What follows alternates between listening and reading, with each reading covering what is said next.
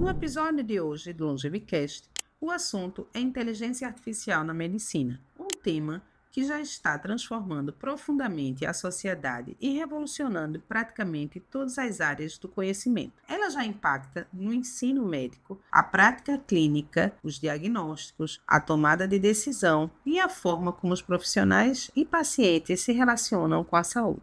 Para essa conversa, recebemos dois convidados com ampla bagagem e vivência real no tema. Eric Cavalcante é Staff Engineer e Tech Lead, com mais de 25 anos de experiência, tecnólogo em processamento de dados, mestre em engenharia de software e professor de pós-graduação por muitos anos. Fernando Gurgel é médico radiologista, membro titular do Colégio Brasileiro de Radiologia, presidente da Sociedade de Radiologia de Pernambuco e médico radiologista e preceptor do Centro Diagnóstico Lucílio Ávila. E com vocês, Eric Cavalcante e Fernando Gurgel. Mas antes de tudo, quero agradecer a nossa patrocinadora, a Fórmula. A Fórmula é uma rede de farmácias de manipulação com 36 anos de história. Hoje, conta com mais de 100 lojas em todo o Brasil, oferecendo soluções em saúde personalizada, desenvolvida com qualidade e rigor científico, unindo ciência, cuidado e inovação, sendo referência para médicos e pacientes que buscam segurança, bem-estar e resultados. E todos os inscritos no nosso canal terão uma condição especial. Acesse o Instagram da Fórmula e entre em contato com os consultores. E seus medicamentos serão entregues com segurança para todo o Brasil. Sejam muito bem-vindos a mais um episódio do LongeviCast. Meu nome é Daniela Gouveia de Mello, sou médica e esse é um espaço reservado para conversarmos sobre saúde e medicina, estilo de vida e longevidade saudável. E hoje o tema, em especial, é sobre inteligência artificial para médicos. E receberemos para conversar Fernando Gurgel, médico radiologista, que já trabalha há algum tempo com a inteligência artificial nos seus diagnósticos. E também Eric Cavalcante, engenheiro de software e especialista em IA. E para vocês, Fernando Gurgel e Eric Cavalcante. Sejam muito bem-vindos ao LongeviCast. Obrigado, Dani. É sempre uma satisfação estar aqui com vocês, né? Pessoas, além de serem muito queridas, que estão trazendo sempre o que há de melhor aqui para promover a longevidade, o estilo de vida, o bem-estar e também a melhor adaptação para o nosso futuro. Então, a radiologia tem muito a contribuir com isso e eu me sinto bastante lisonjeado de ser o primeiro bicampeão aqui. Tá? Então, ele já é a segunda vez que vem aqui. Então, a primeira vez, depois a gente comenta para o pessoal vir, mas eu quero que você seja muito bem-vindo e a gente vai explorar muito você falando sobre inteligência artificial para os diagnósticos e a precisão deles. Vamos em frente. Obrigado. Eric, prazer. Prazer, agradeço muito o convite. Estou muito animado pelo nosso bate-papo e espero aprender e contribuir com vocês. Com certeza. Nós médicos precisamos, né? Certamente. Eric, Fernando já é o bicampeão, como ele disse, né? Então, você não conhece, a gente tem uma primeira perguntinha que a gente faz sempre para a gente conhecer melhor nossos convidados.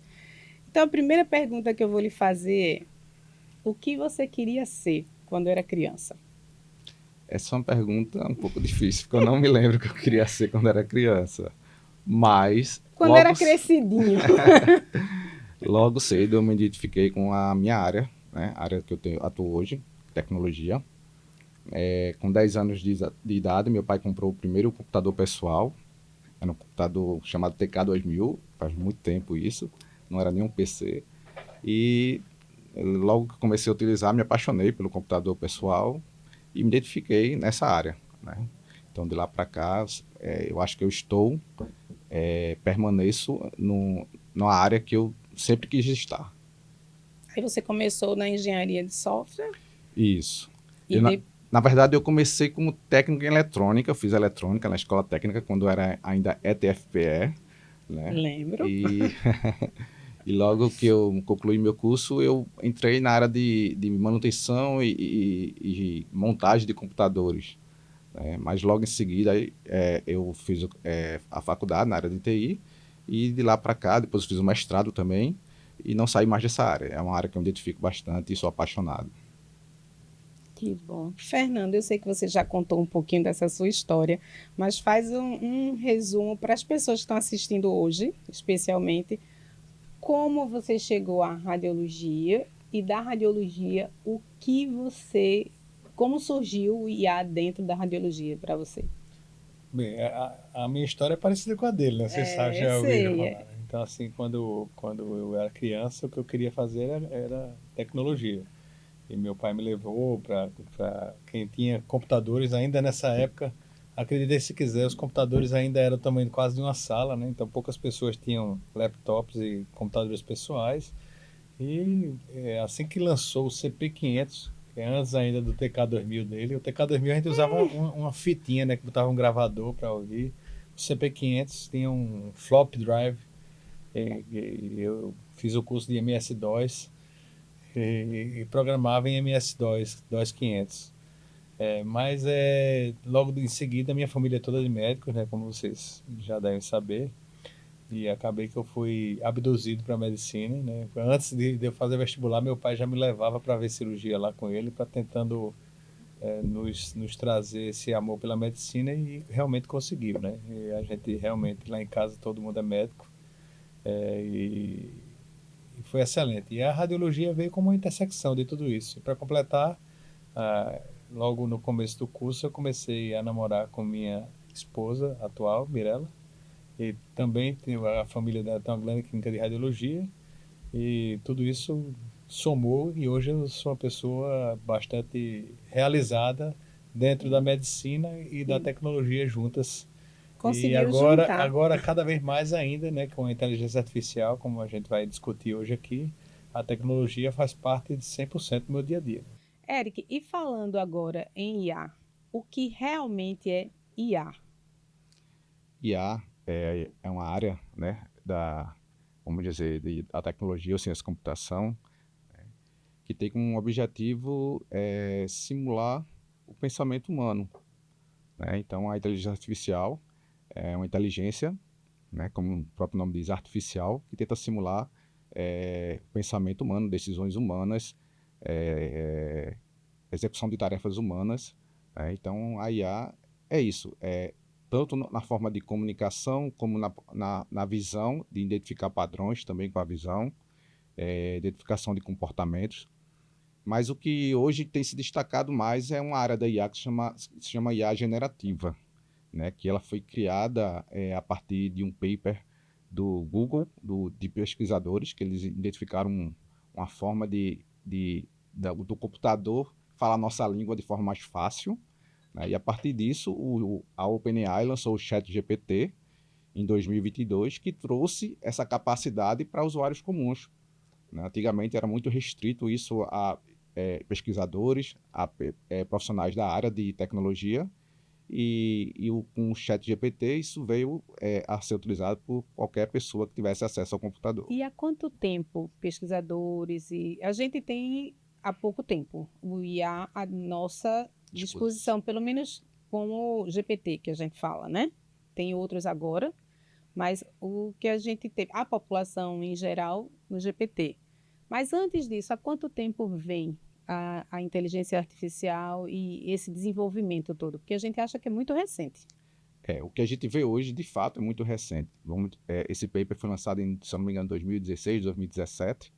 Então, a forma que a IA se comunica com a gente hoje, né? Mas a IA já vem sendo estudada há mais de 50 anos, há muito mais tempo.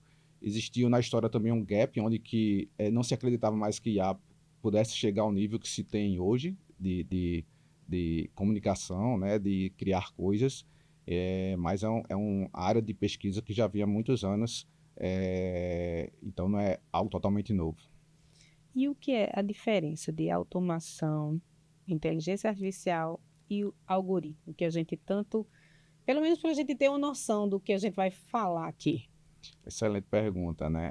A gente pode dizer que o algoritmo é como uma receita, né? Por exemplo, uma receita de bolo, a gente segue a receita, pega 2 ovos, quebra os ovos, bate a massa, né? Coloca no forno 40 minutos, então é só seguir a receita que a gente vai ter ali o bolo no final das contas. Eu não sei fazer bolo, mas A receita está a aí. receita Então, isso é algoritmo. São passos que devem ser seguidos, né, pelo computador para chegar no determinado objetivo, né? A outra pergunta, Automação. boa, automação. Automação é você, por exemplo, pega uma batedeira, em vez de você bater a massa, você utiliza a batedeira, que vai fazer aquele trabalho manual para você. Então, a automação é isso, né? Você automatizar um processo que antes era manual e ele faz de forma automática, né? Já a inteligência artificial, ela vai além. Imagine que você tem uma geladeira, você abre a geladeira e ela vê quais são os ingredientes que tem aquela geladeira. Eu identifiquei aqui que tem morango e tem chocolate.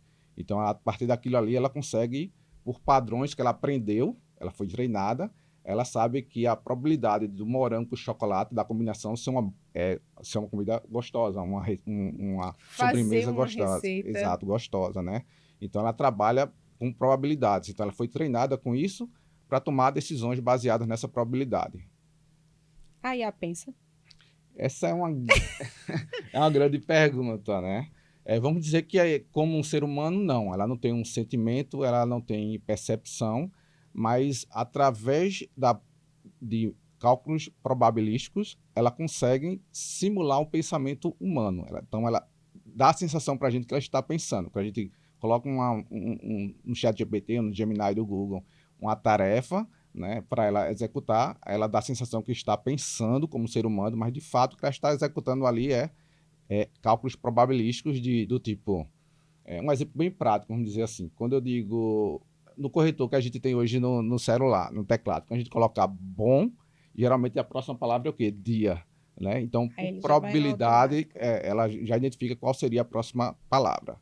Se a gente dá mais contexto para a inteligência artificial, por exemplo, numa questão de, eu estou no restaurante, vou falar bom, possivelmente ela vai sugerir apetite.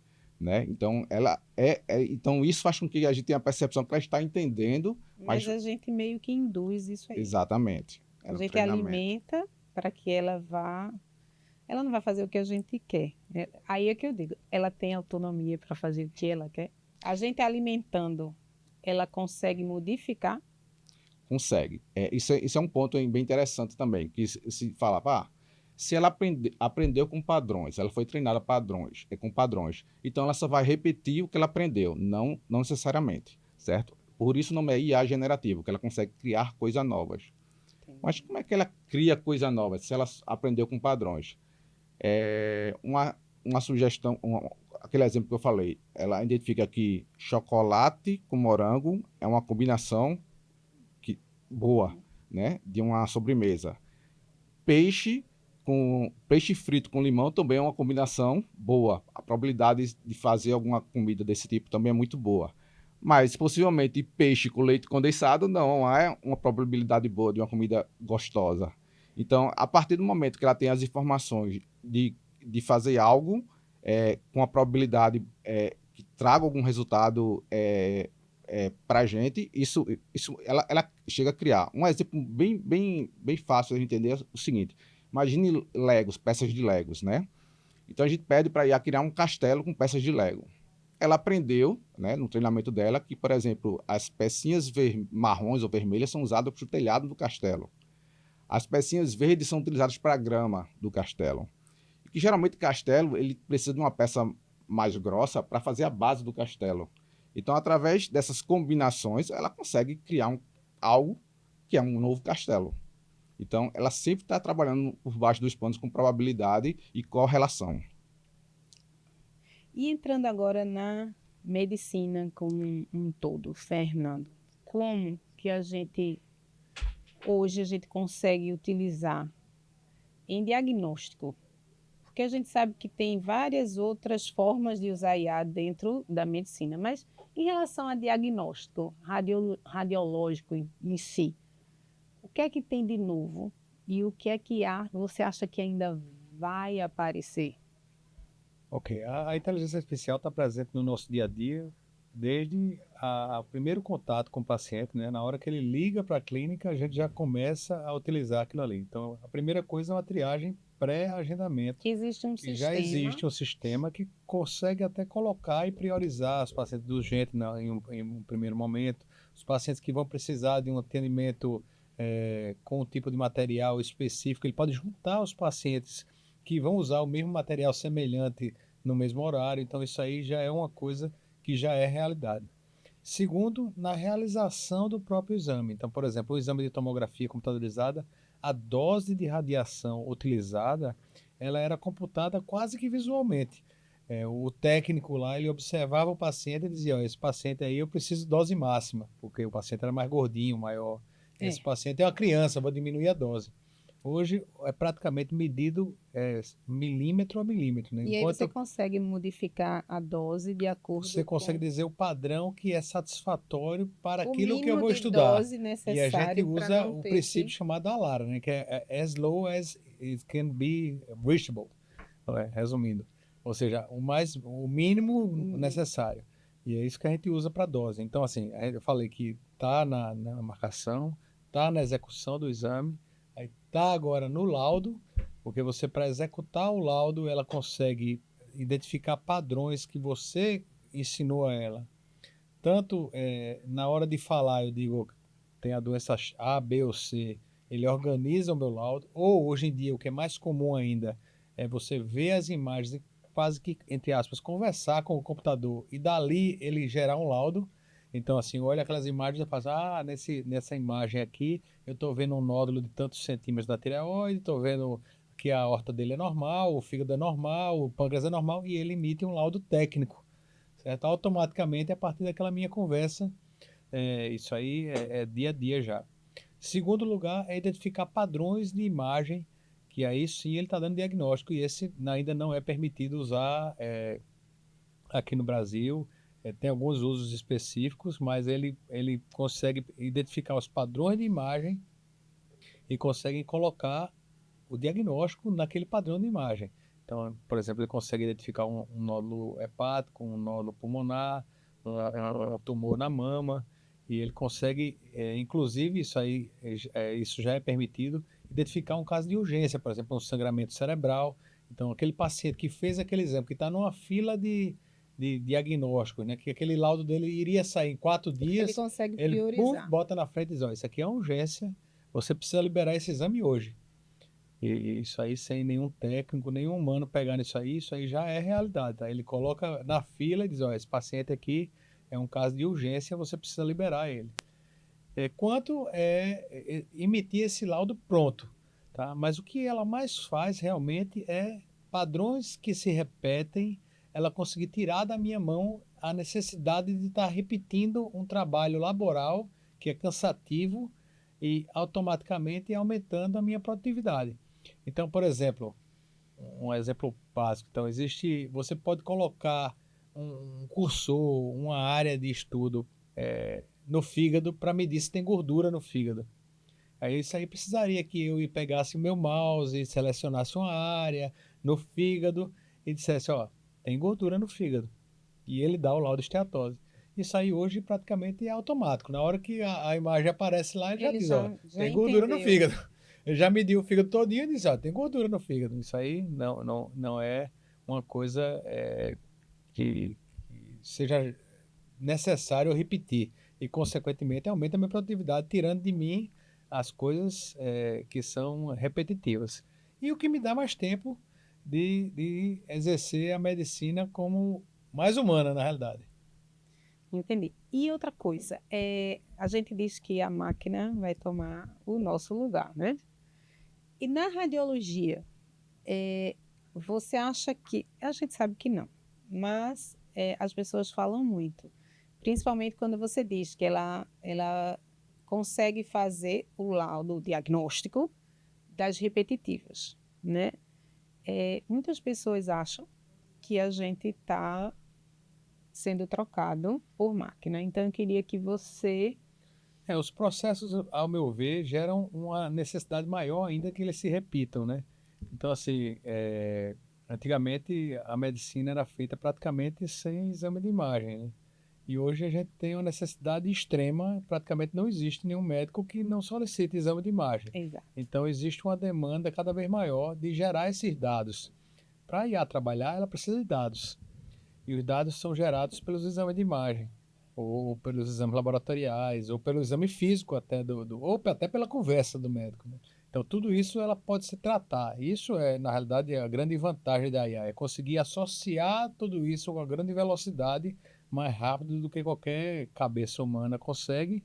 Ele consegue juntar todos esses dados que às vezes a gente não consegue identificar a relação entre um e outro e ele chegar a um resultado. Então, essa questão de juntar os dados, de pegar os dados colhidos e gerar uma suspeição diagnóstica, ou até sugerir uma conduta, ok.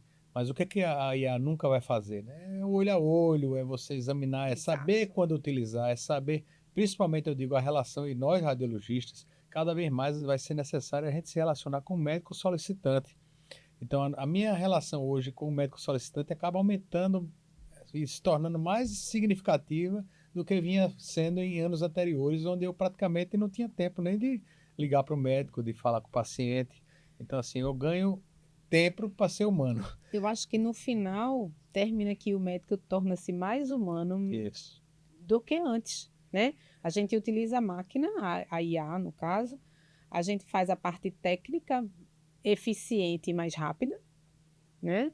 E tem tempo de olhar para o paciente, de conversar e falar.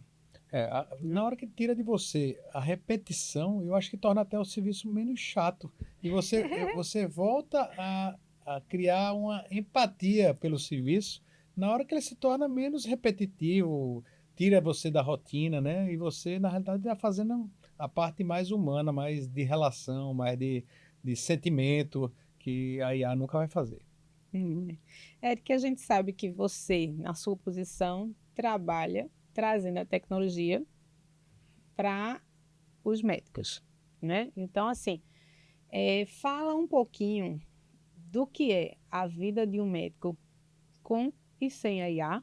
Você tem uma experiência muito grande e o que traz para um médico num consultório de uma agilidade ou o que é melhor, né? E como fica a vida do médico fora do consultório, porque a gente sabe que a dedicação e o tempo é muito grande. O médico hoje, né, ele, numa consulta, por exemplo, vamos dar um exemplo de uma consulta, né? Muitas vezes, a gente, até como paciente, quando sai um paciente, aí você diz, eita, o médico está demorando muito para me chamar para a próxima consulta. Acha que o médico está... Né? Mas o médico, muitas vezes ali, ele está fazendo o quê? Ele está lendo o prontuário do paciente, né, para que quando o paciente entre no consultório, ele já tenha, né, o contexto todo daquele paciente. Né?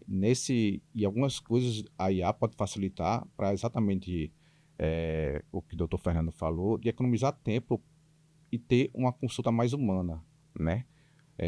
Um exemplo, hoje no sistema do Amigo, por exemplo, quando o médico abre o prontuário do paciente, tem uma opção lá, gerar um resumo do prontuário. Então, ele gera o resumo do prontuário, então o médico não precisa ler todo aquele prontuário do paciente, já tem um resumo ali feito com inteligência artificial, né? Durante a consulta, ele com permissão do paciente, ele pode gravar a consulta e no final da consulta, então ele pode ter aquele contato olho a olho durante toda a consulta. Não precisa ser o médico que fica escrevendo, parando, escrevendo. Exatamente. E muitas vezes nós, como pacientes, reclamamos, fui para a consulta, mas o médico estava lá de cabeça baixa, só anotando o que eu falava, nem olhava no meu olho e tal. Mas porque ele precisava anotar, muitas vezes, os detalhes ali. É importante para ele anotar aquilo ali, né?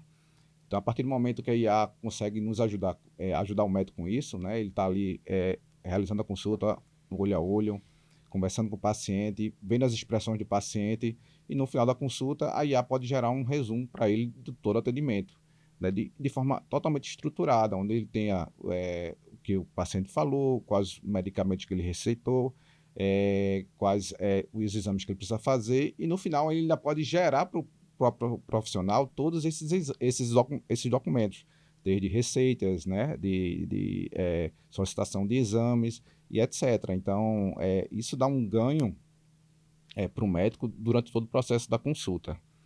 Mas a IA também ela ajuda no processo de agendamento, desde lá no paciente quando está agendando, né?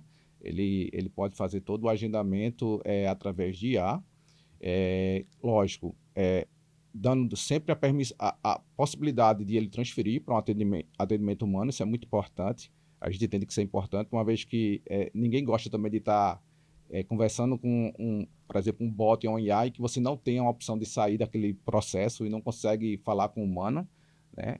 Mas na maioria dos casos a própria IA consegue resolver.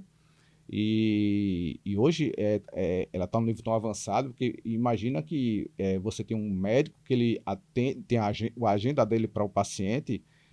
Isso é um modelo simples da IA conseguir agendar, mas imagina uma clínica onde a clínica tem unidades, as unidades, cada unidade tem vários especialistas atendem com convênios diferentes, outros só atendem particular, alguns atendem por horário de chegada, outros por hora marcada. Então você tem um número de possibilidades aí que a IA precisa tratar isso e atender adequadamente o paciente, né? Uma vez que é um cenário complexo para isso. E hoje a IA está conseguindo fazer isso de forma adequada, né? Isso, de qualquer forma, isso acaba que ajudando na satisfação do paciente desde o início do processo de atendimento com o médico, desde o agendamento até durante a consulta, né? E, de certa forma, isso libera também o médico. Muitas vezes ele termina a consulta, ele precisa preencher toda essa documentação, e ele não precisa mais fazer isso, ele precisa, lógico, revisar, né? A gente acredita que a IA ela não deve tomar decisões sozinhas, ela precisa gerar as informações e ser sempre validadas pelo médico, né? Mas quanto de tempo isso é economizado utilizando a IA no processo, desde o atendimento desde o agendamento até o atendimento em si. E fora que a gente também tem gestão do consultório, que não é fácil. Eu agora sei que não é fácil gerir um ambiente desse, né? É difícil. Então, a gente sabe que médico não tem. Não estou falando de todos, tem muitos que têm essa aptidão, mas a gente sabe que médico, pelo menos antigamente, era criado para ser médico, não para gestor, não para ter como um consultório um negócio. E a gente precisa de umas ajudas, né? E hoje, graças a Deus, a gente já consegue, de uma certa forma, com alguns softwares e alguns... Hoje você, com a inteligência artificial, também tem a gestão de materiais, recebíveis, dinheiro, de fluxo de caixa. Tudo isso pode ser feito também por inteligência artificial, tá? Então, pagamentos, Ele consegue tributos, gerir consegue e gerar tudo tem isso. algumas Nota pessoas, fiscal, lógico, que administram toda essa parte, né? Exato. A gente diz que assim, o médico quando se forma, né, ele encontra uma realidade, a gente tem a experiência de relatos lá, né, de que eu me formei para ser médico e não para ser gestor, né? Eu Então eu tenho que tratar com contabilidade, emissão nota sou a fiscal. própria. Segundo meu marido, eu não sabia o que significa as letras, as siglas dos impostos, Exatamente, né? porque eu era médica.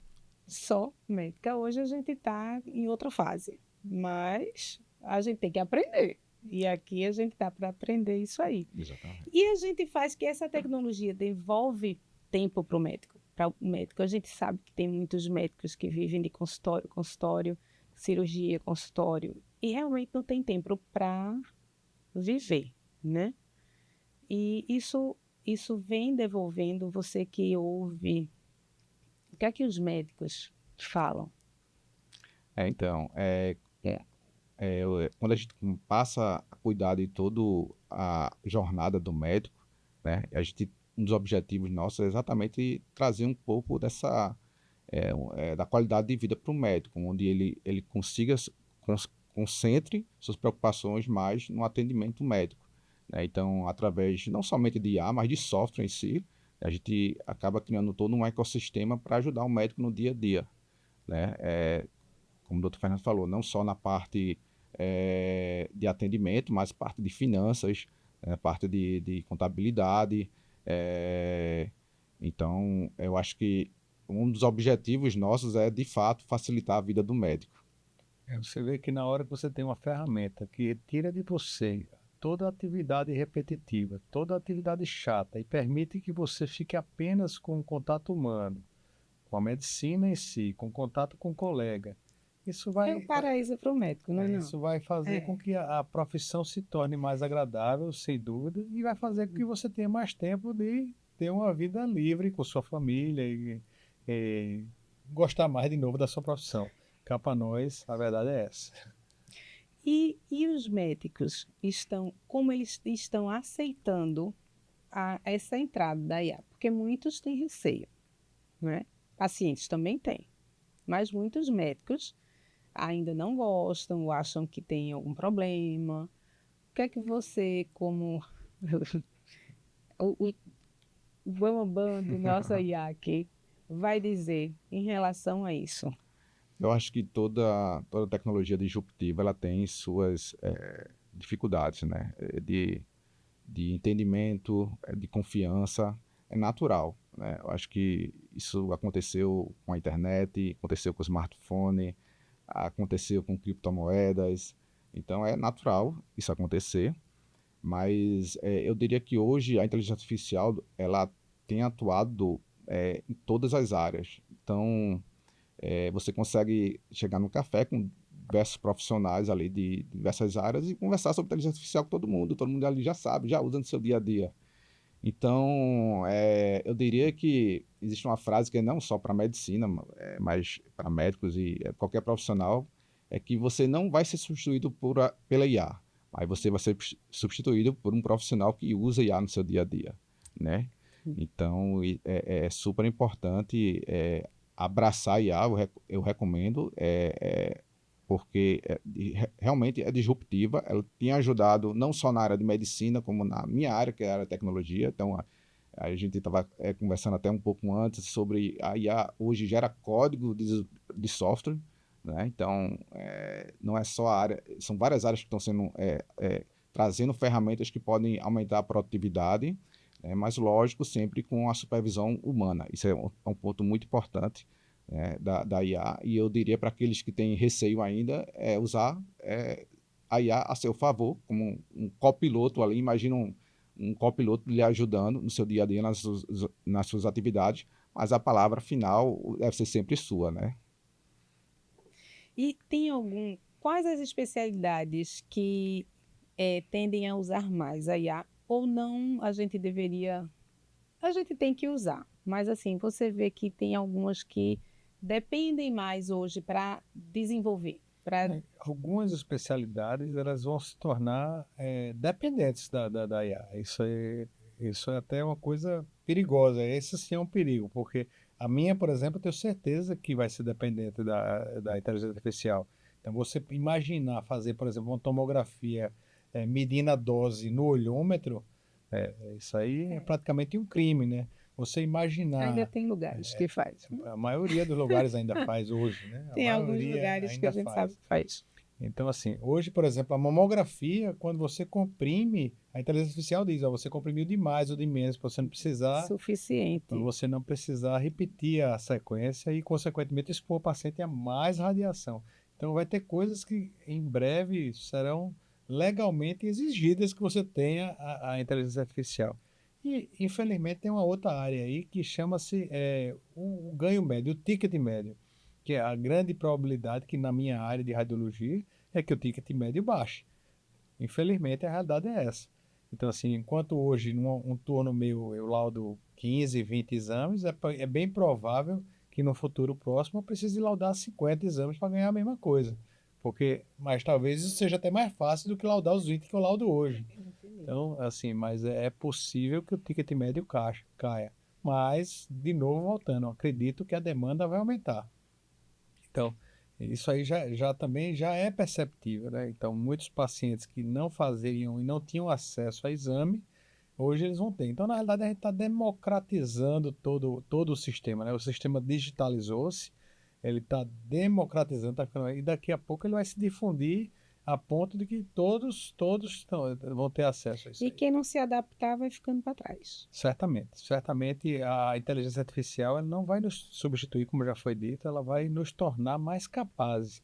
E quem não acompanhar vai ficar um incapaz. Isso aí, na radiologia será isso. Agora, voltando à sua pergunta, a inteligência artificial tem capacidade de ajudar em todas as áreas, né? Então, por exemplo, já é comum, eu tenho alguns colegas que migraram e nos serviços públicos lá deles, eles já usam inteligência artificial no atendimento normal. Então, por exemplo, como o Eric já bem citou aqui, a inteligência artificial No transforma uma conversa num prontuário estruturado em questão de segundos, né? Então, assim, hoje em dia o atendimento é feito com um celularzinho em cima da mesa, clica um botão, conversa com o paciente como se estivesse conversando com a comadre. Conversando aqui. A gente né? conversando aqui. É uma E de consulta repente, hoje. quando acaba, você vê um prontuário que tem lá a queixa do paciente, o remédio que ele estava tomando, a história familiar dele, a história genética, o remédio que ele vai tomar. Saiu tudinho daquela conversa que você tornou até mais agradável o atendimento. O paciente né? não sente que está sendo Ele não sente interrogado. que está sendo Ele interrogado. está conversando. Então, uma com conversa sem um interlocutor de computador no meio, sem o médico parar para digitar, sem o médico parar para escrever. Então isso aí já é realidade, tá? Isso já é uma coisa normal. Isso é o clínico. Então assim, eu acho que o clínico vai usar bastante. E aí tem outra questão que é essa que a gente já tocou aqui também, que é essa associação de dados, né? Na radiologia a gente diz que vai criar um radiomics, né? Que a radiologia vai se tornar um conjunto de números, que esse conjunto de números vai ser muito bem interpretado através de uma inteligência artificial e aqui talvez até preveja uma doença que nem se instalou ainda. Isso aí, na genética, isso aí também é bastante óbvio, né?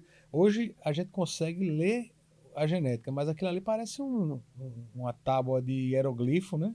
Então a gente entende muito pouco da genética hoje. A medicina, a ciência entende muito pouco. Ele sabe que a trissomia daquele gene vai dar uma síndrome de Down, por exemplo, mas com a inteligência artificial, em breve ele vai dizer, ó, a associação desse pedacinho desse cromossomo aqui com esse pedacinho desse outro, nesse outro lado do seu genoma, podem produzir a doença e ele vai identificar isso antes mesmo da doença surgir, antes que você faça até um exame de imagem. E o que muda na formação dos médicos de hoje? Bem, Você acha que eles estão saindo preparados? Pelo menos para IA, que a gente sabe que tem uma diferençazinha aí. Totalmente diferente, né? Isso aí é igual mesmo, eu falo, é a mesma coisa que você, na época que fazia engenharia e não existia computadores, né? Computador pessoal. Então, assim, você precisava ir no computador da universidade para mexer na computador. Hoje tem computador pessoal em casa, tem no celular, no smartphone. Então, assim, essas ferramentas vão se tornando mais acessíveis, mais democratizadas, como eu falei. Cedo, né? Sim. E com certeza eles têm que ter uma noção de ética nessa inteligência artificial, né? E o uso da proteção de dados dos pacientes e deles mesmos, né? Para que isso aí não se torne banalizado. Às vezes até o pessoal mais velho, que não tem contato, desde que ela existe, às vezes a gente percebe, né? Nossos colegas mais velhos, nossos pais, às vezes, utilizando a inteligência artificial de uma forma que a gente sabe que é perigosa, né? Expondo uma foto sua, expondo o nome do paciente, expondo um prontuário inteiro. Aquilo ali vai ser utilizado, porque a grande diferença da rede neural é exatamente essa, ela pegar o dado daqui, juntar com dos Estados Unidos, da Alemanha, do Japão e tirar uma conclusão daquilo ali. Mas saiba que seu dado está na rede. Eu até falo outra coisa interessante, né? Fale. Trate muito bem o que você usa para inteligência artificial, que em breve pode ser ele que selecione a carreira que você vai ter no futuro, né? Pode ser muito bem que na Eric, quando estiver contratando alguém no futuro, vai dizer quem é Fernando Gugel. Ela automaticamente já tem os dados, né? Esse Fernando Gugel é aquele doido, sabe? Eu vinha perguntando besteira aqui, o que me tratava mal, o que era mal educado. Muitas vezes eu coloco no GPT. E muitas pessoas saem. E saem certinho, porque eu conheço as pessoas. Eu botei para testar. Sim, mas vai sair de repente como uma análise até psicológica, psiquiátrica de sua, né? Aí assim, essa parte a gente não chegou. Esse cara aqui, a gente não tem esses dados, ainda não existe uma regulamentação tão rígida disso. Então, assim, eu posso perguntar quem é uma pessoa X e ele diz, esse cara é um pervertido. O cara é pervertido, que ele procura... Hoje ele vai dar mais a parte profissional e tudo aquilo. Eu acho que a parte psicológica ainda não chegou, pelo menos para a gente. Você sabe que um dos grandes, o ChatGPT está substituindo muitos psicólogos e psiquiatras, é uma das áreas que eles estão perdendo pacientes. Nos Estados Unidos, muita gente conversa com o ChatGPT. Eu tenho a minha, ele tem nome e tudo. Então, cuidado. Mas ela é muito bem tratada. Eu dou Mas, bom dia, boa noite, obrigada, com licença. Com licença não, porque eu não preciso com Muita licença. gente tem deixado de ir à sua terapia psicológica porque conversa com o ChatGPT e resolve alguns dilemas da sua vida aí desse jeito. É meio perigoso, mas esse é um ponto Meio não, é importante. 100% perigoso.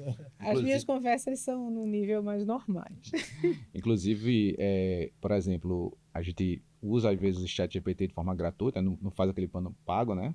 E nas regras, que poucas pessoas sabem, ele utiliza aqueles dados que estão ali para treinamento, né? Então, existem Então, o planos, ideal é você ter o plano para pago, poder você ter e ter alguma... ter O plano certeza pago- que o plano pago, ele não armazena suas informações pessoais. Tem que ver também que existem planos pagos que Isso são é uma mais informação baratos. muito interessante. Isso, os planos E não pagos é todo são- mundo que sabe disso. não. Exatamente.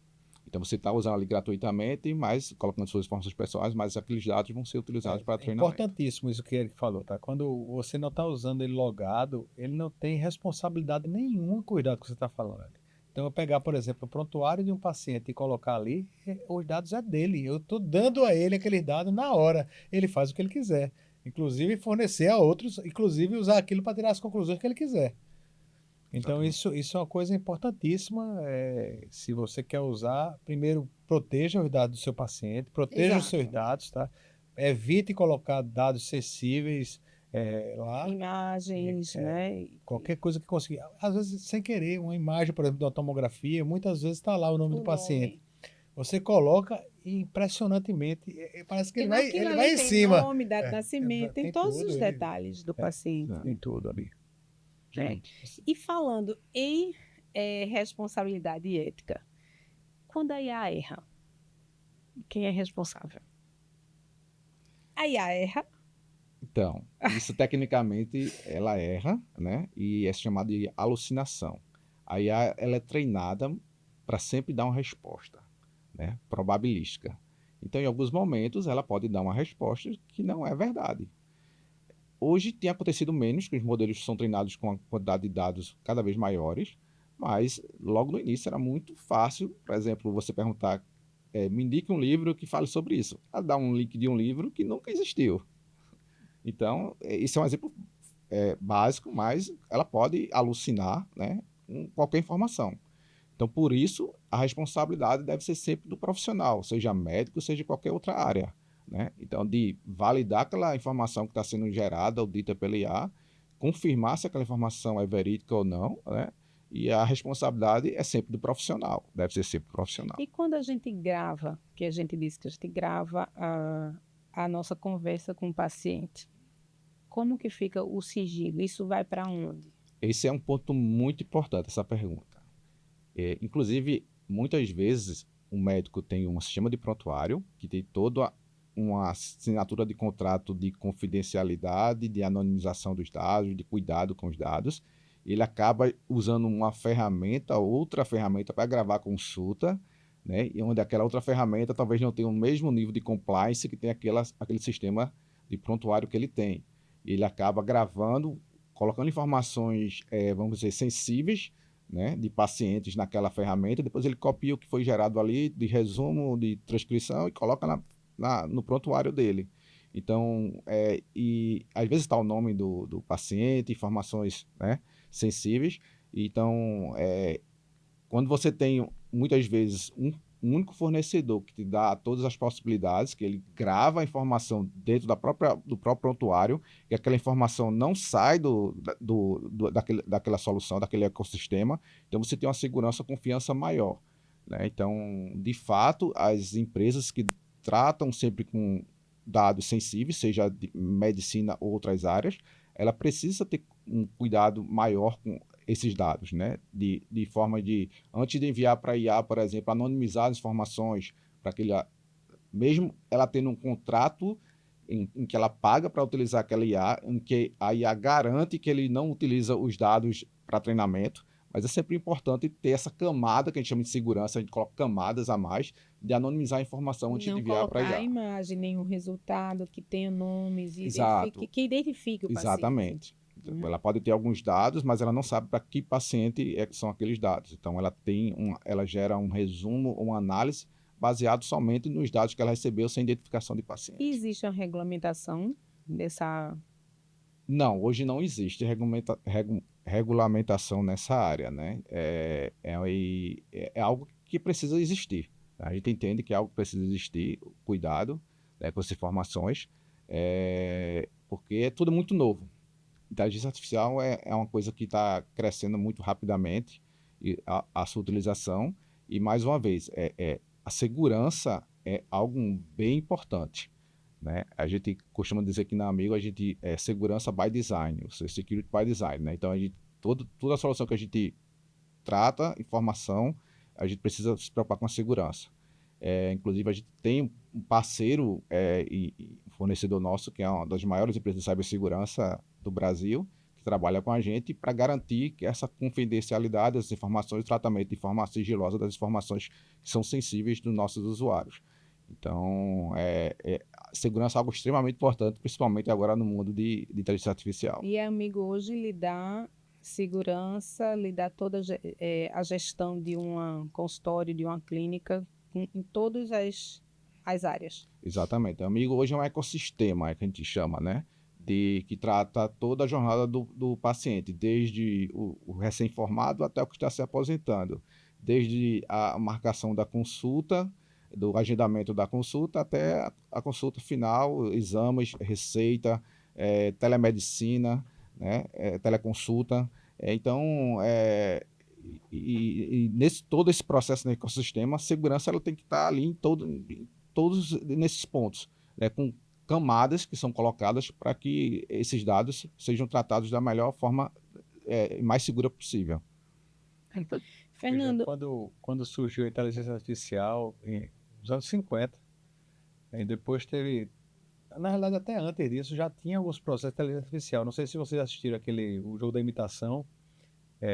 Os nazistas foram destruídos, e uma boa, exatamente pela codificação do inglês, que exatamente conseguia decifrar, sem entender nada nem de alemão nem de nada, conseguia prever o que ia ser realizado. Então aquilo ali é um dos grandes exemplos precoces de inteligência artificial que a gente tem, e já se preveu que aquilo ia substituir várias profissões, né? Na realidade, a evolução e a tecnologia acaba substituindo várias profissões. Se você parar para pensar, várias profissões já foram substituídas, tá? Se você pensar no início do século passado, os lampiões eram a gás, né? Tinha um cara que acendia a gás lá, e o acendedor então esse emprego já foi embora, né? E assim, é provável que motorista, pode pensar também que os carros autônomos vão substituir ele.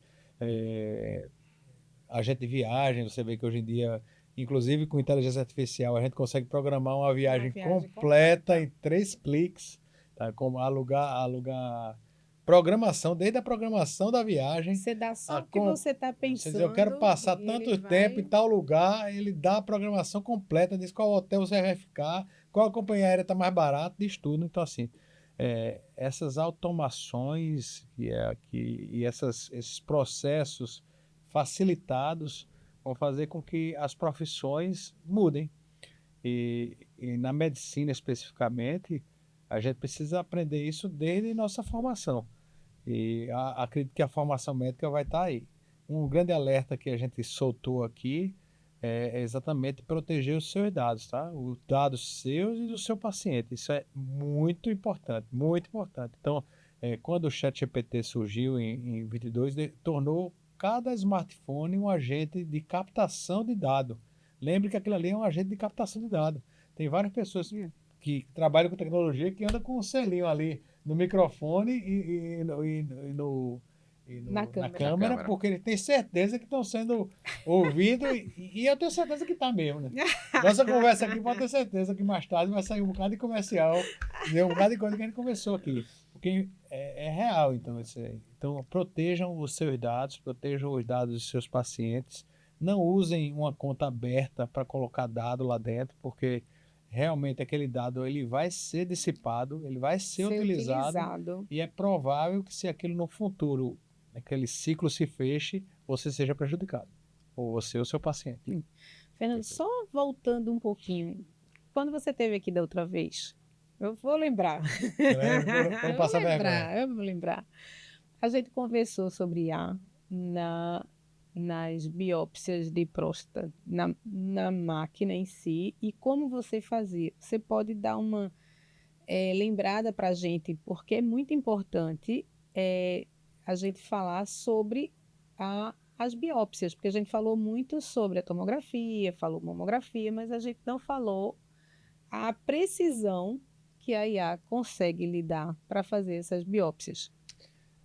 Isso vem muito da análise de dados também, tá? Então, hoje a gente tem o que a gente chama de ressonância multiparamétrica da próstata. A ressonância hoje consegue fazer a aquisição de dados em várias oportunidades, que são as sequências.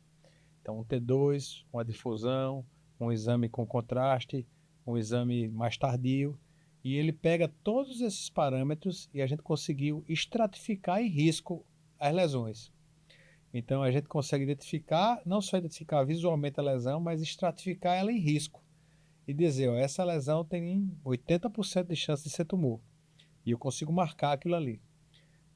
Ok, esse é o primeiro ponto. Então, identificando a lesão e estratificando em risco, eu vou dizer qual paciente precisa ou não precisa da biópsia. Em precisando da biópsia, hoje eu consigo fazer o que a gente chama de fusão de imagens.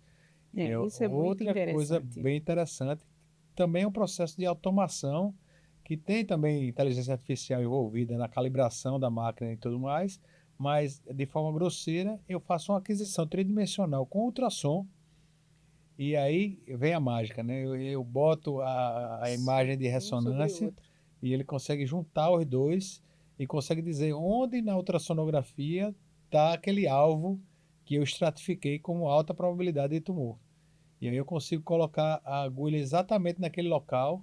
Hoje em dia o procedimento ainda é feito por via transperineal, que é um local que é não contaminado, então assim também facilitou, porque antigamente a gente fazia a biópsia por via transretal da próstata. Isso era um procedimento contaminado, hoje é um procedimento limpo. E aí eu consigo colocar a agulha em cima do local da lesão que foi estratificada como maior risco, colher o material e vai para o histopatológico. No histopatológico continua a inteligência artificial hoje em dia.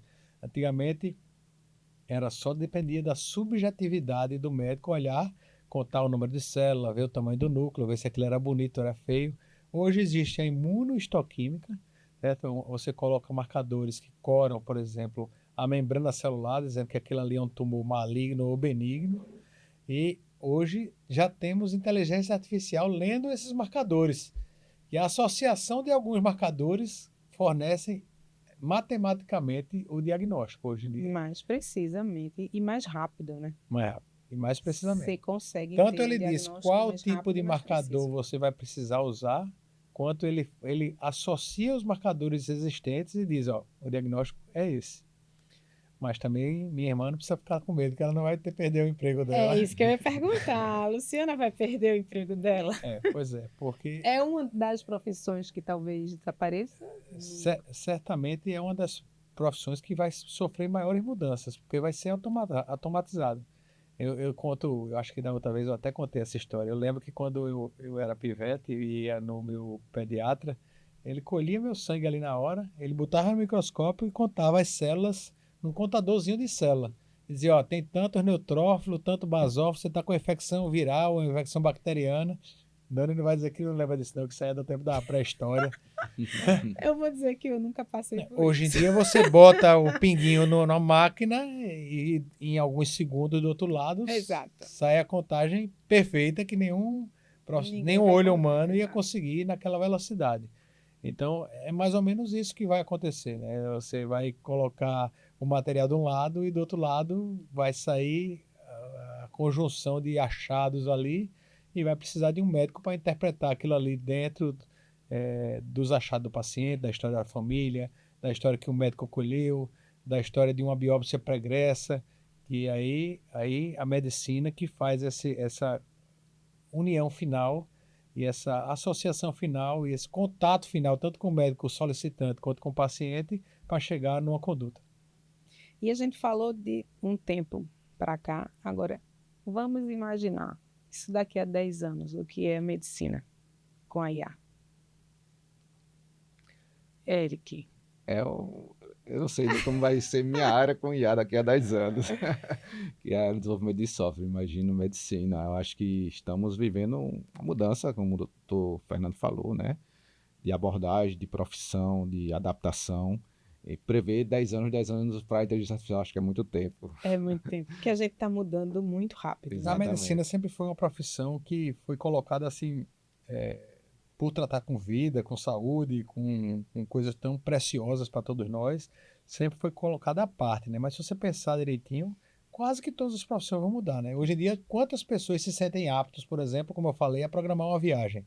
Eu não era apto a programar uma viagem. Hoje em dia, se você disser, programa uma viagem aí para onde você quiser, se eu nunca nem ter ouvido falar do lugar, daqui a 5 minutinhos eu lhe trago Então, assim, obviamente, isso também vai pegar algumas áreas da saúde e da medicina.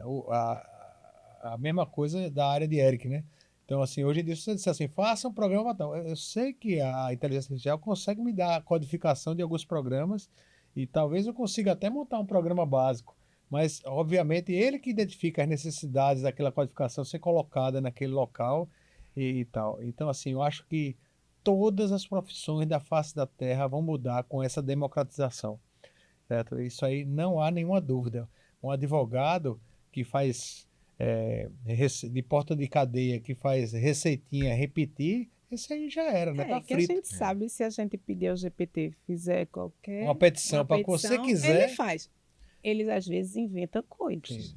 né? Inventam alguma lei aí e você Uma fica... jurisprudência que não existe, né? É a mesma coisa com médico. Se a gente for num chat desse e a gente pedir alguma coisa, ele vai dar. Você tem que saber se aquilo ali existe ou não existe. Então, lembrando que não em relação pode- especificamente à medicina, existem inteligências artificiais e áreas de pesquisa específicas da Específicas medicina, pra né? Uma medicina. delas que existe é a Open Evidence. Eu sugiro que se vocês forem estudar, que usem ela, né? Eu acho que o ChatGPT e o Gemini é melhor para essas decisões do dia a dia, mas se for para estudo, diagnóstico diferencial, o Open Evidence é bem É. só entra médico, né? Você precisa ter um Exato. E conselho de quando a classe. gente pergunta qualquer coisa, eu já começo a me dê com o DOI. Então, ele tem que dar o DOI e eu vou checar o DOI. Então, assim, o DOI é o número do trabalho, o número que é registrado. Então, vou eu atrás do DOI. Eu já peguei um que ele inventou. Inventa. Não A gente tem que tinha. ter muito cuidado com isso. Alucina, alucina, Ele segundo alucina, ele. ele não inventa. Ele é bonzinho, Nem só dá uma erra, nem alucinada. inventa, ele só Eric. alucina. Isso é um ponto interessante que, por exemplo, eu vou trazer um pouco para o meu mundo, né, de engenharia de software. Como o doutor Fernando falou, né, que hoje você escreve um prompt, ele consegue escrever um código, né? Mas isso tem sendo muito discutido na minha área, e o quanto esse código ele é confiável. Será que o código ele trata a segurança by design? Ele é um código seguro que a gente pode confiar, né? Então, eu acho que isso, fazendo uma associação com a medicina, é a mesma coisa, de que os médicos talvez mais experientes, assim como isso funciona muito bem para profissionais experientes, eu colocar um código para um gerador desse de código para um júnior, uma pessoa que está começando agora, ela não vai ter a capacidade de avaliar o quanto aquilo está certo ou não, né? Então, a experiência, né, o estudo muito profissional cuidado. tem que ter muito cuidado. Então, isso independente da área, né? Eu acho que tem que realmente ir para um lugar, como o Fernando falou, específico. Exato. Quando é uma coisa muito geral, genérico, eles alucinam. A maioria das tarefas repetitivas, ele vai nos ajudar de forma, né, extremamente... A decisão, como você trata os dados e como trata a decisão que foi tirada daquele dado, é que é exatamente a experiência que vai dar, né? Mais um correlato, assim, fazendo... Eu acredito que, por exemplo, quando surgiu o eco, todo mundo dizia que o estetoscópio ia ser aposentado, né? E nunca, né? Nunca. Tá aí. É o amigo de todo mundo. Isso. E um diferencial para um médico do futuro? Tá por dentro da IA. Acredito que o diferencial também, obviamente, a IA, eu acho que vai ser uma ferramenta necessária, mas o diferencial é exatamente o contrário. Eu acho que quanto mais Exato. humano, quanto mais contato ele tiver com os colegas, com o paciente, quanto mais ele souber tratar os dados gerados pela IA, sim, ele será o melhor profissional. Tá? Porque ter a IA eu acho que vai ser condição sine qua non. Tá? A IA vai ser Se você não tiver a IA, você simplesmente está fora do jogo. a IA vai ser o companheiro, É, mas que você que vai ter que como você. guiar como vai ser a sua Exatamente. relação, o seu relacionamento com a IA. É com a como IA. você imaginar, por exemplo, alguém que eu prefiro ir a pé do que ir de carro. Você está vivendo no mundo errado, né? Assim, o mundo exige que você se locomova, que vá mais rápido. Então, assim, não adianta. O cara que ir de carro vai chegar mais rápido. Não tem jeito, né? Então, aí você pode ir de carro e, ao mesmo tempo, prestar atenção na paisagem. Então, não é necessariamente porque você foi de carro que você não viu a paisagem. Então, eu acho que quem conseguir ir de carro e olhar a paisagem vai ser realmente o diferenciado. Exato. Bom, e agora a gente vai começar o nosso bate-bola. Ah, Fernando conhece, mas eu mudei as perguntas. Isso aí. Eu quero deixar a gente inibido.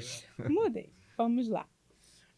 Eric, a gente tenta responder com o menor número de palavras. Ok. Mas pode falar se quiser. Então, o maior prazer da sua profissão, Resolver problemas. Fernando.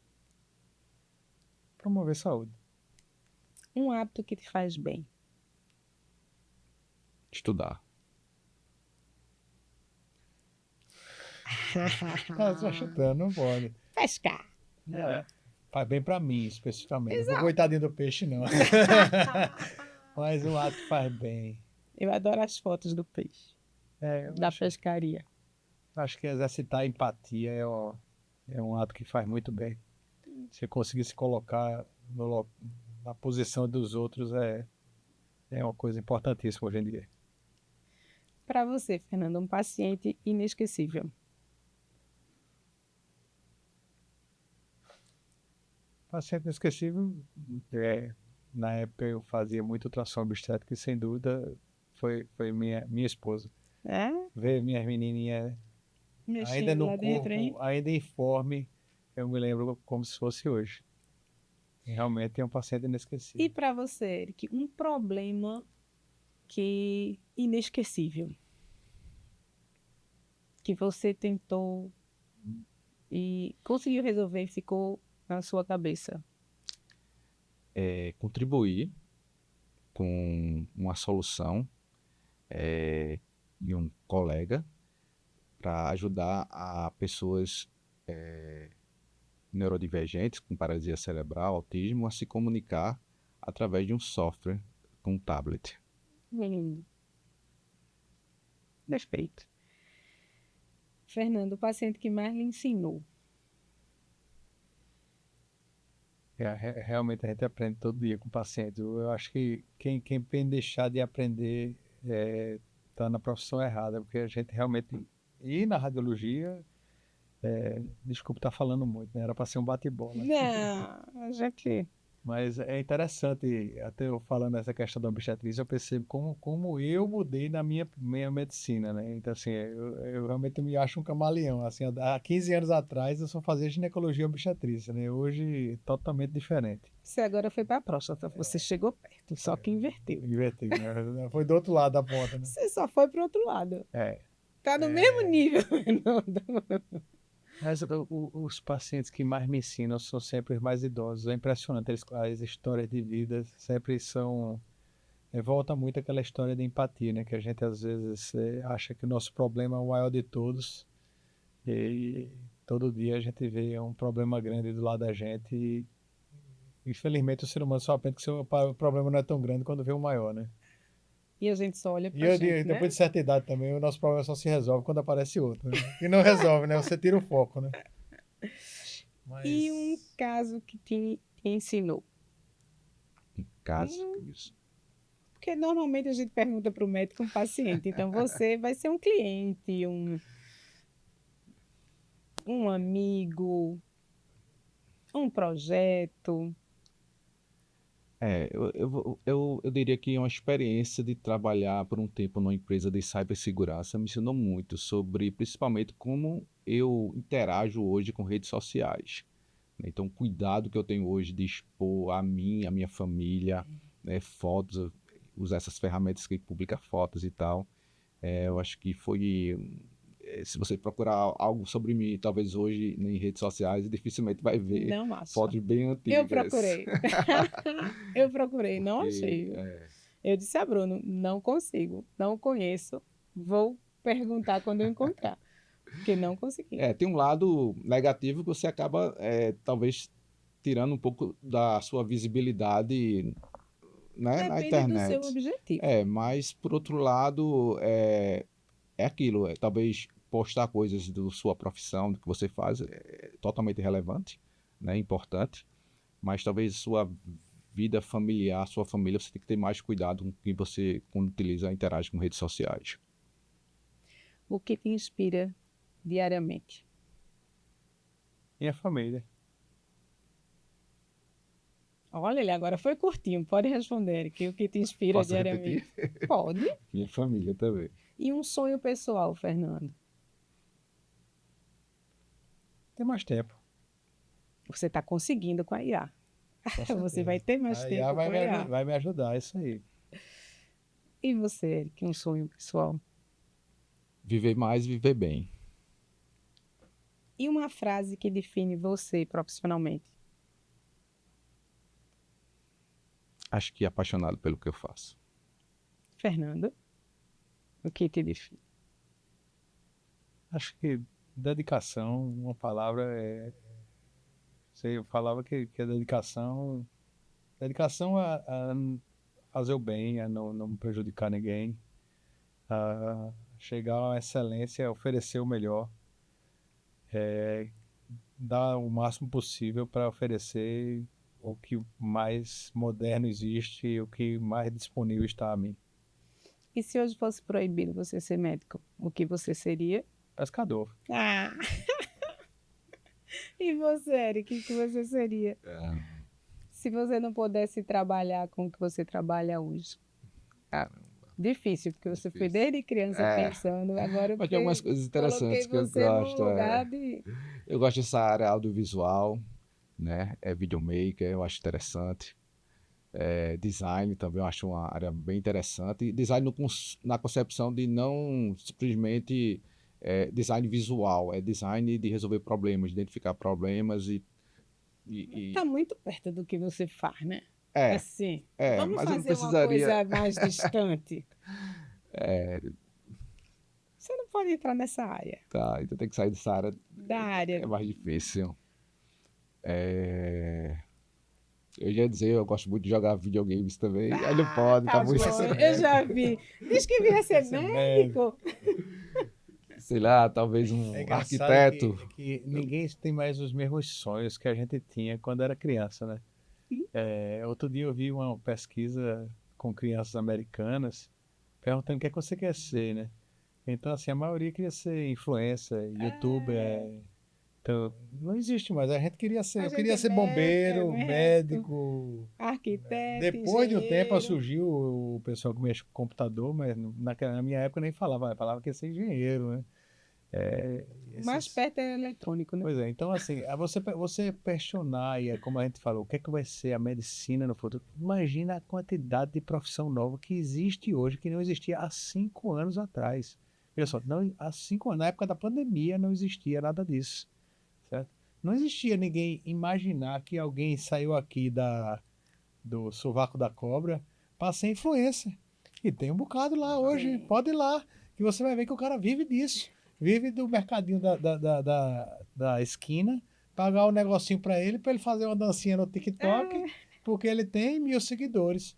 Então, assim, o mundo, eu comparo realmente a um renascimento, a uma revolução industrial. O que está acontecendo com a IA hoje é desse tamanho, não se engane. Então, assim, tudo vai mudar e vai mudar. Estejam aptos à rápido, adaptabilidade. Não vai ser É tão... uma palavra que pode me sugerir também, viu? Assim, porque realmente eu vivi minha vida me adaptando. Talvez por isso eu não me sinta tão desconfortável com a entrada da inteligência artificial. Mas o mundo realmente vai mudar completamente. Inclusive a educação, tá? Desculpe ter interrompido você mais uma vez. A educação a gente já percebe isso claramente. Por exemplo, no Enem, Eu lembro que a gente, para estudar física, química, fazia Resumos aquele resumo. Não, e lia livros e textos aqueles problemas de física, parecia o enigma de Sherlock Holmes. Mano, né? O cara deu um tiro para cima, apontando para a lua uma e caindo. história Eu bem... digo, meu amigo, hoje em dia não existe nada disso, não tem sentido você fazer mais isso, porque os processos são automatizados. Você precisa ter relação, você precisa ter empatia, você precisa entender, você precisa se relacionar. E assim, quem não tivesse se adaptando e se relacionando, tá Tá, vai ficando em para rumo à trás. extinção. E um conselho que você daria, ou que queria ter ouvido aos 20 anos, seu ou de outra pessoa? Seja mais leve. Eric, gostei desse. Eu acho que é nessa linha também. Eu acho que com o tempo, com o amadurecimento, as preocupações que a gente tinha, que a gente acha que tem, elas não deveriam existir na nossa Eu vida. É o mindset, né? A gente tem um É. mindset muito rígido, né? E eu tenho, né? Você sabe como eu fui criado, né? Você nem conhece, eu fui sei. criado na tabica mesmo, né? Então, assim, eu vivi com esse medo, né? E eu não fui mais esperto que o diabo, né? Eu cedi aos medos da sociedade, né? E até hoje, a gente vê que, na realidade, basta o problema de hoje, né? O problema de amanhã, você acaba... Se você tiver um embasamento como o padrão, você não precisa se preocupar tanto. O seu Hoje- mindset pode ser muito mais fluido, né? Hoje eu brinco, digo que eu sou longevidade. Porque eu era estressada, né? É. Então, essa minha mudança, aí quando eu sou longevidade. Então, vamos tranquilo, a gente resolve uma coisa de cada vez e a gente vai... O interessante é, eu falo, não seja um trem, né? A gente andava em cima do trilho, era o trem-bala. Você não é para ser um trem-bala, você seja um hoverboard, né? Aquele ali que anda para todo lado, assim, rápido, mas se adaptando ao terreno, né? Se for água, você vai, se for pedra, você vai. Se você for um trilho, pode ter certeza, por mais rápido que você seja, você vai acabar sofrendo. Érica, aí tirando você um pouquinho da sua IA, o que longevidade significa para você em uma palavra? Uma palavra. Ou duas, o que você... Eu digo em uma, mas pode falar.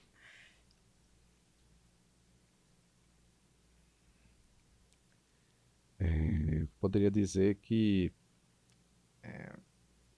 longevidade, para mim, duas palavras seria viver bem.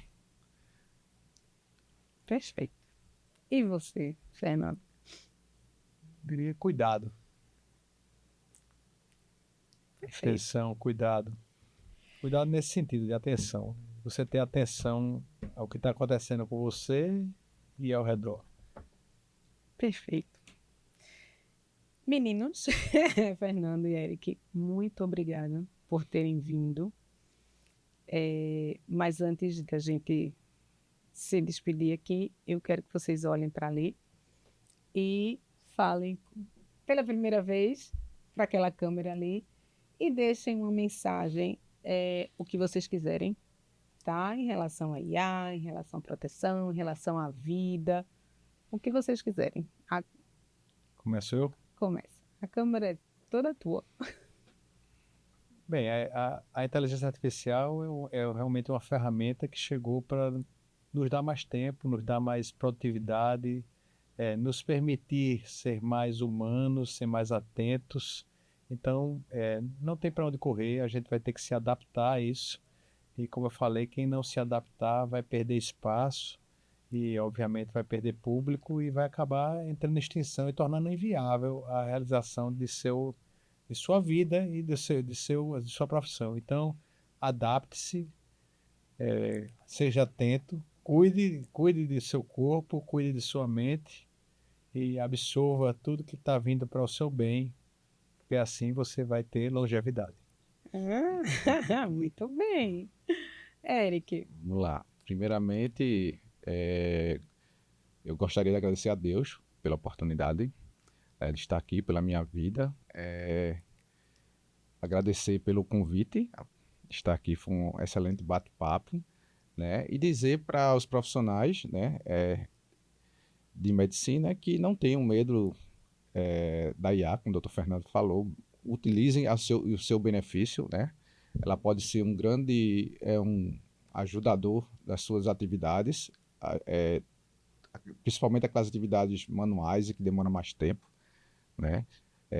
Ela veio para ajudar no dia a dia de não somente do médico, mas de todas as profissões.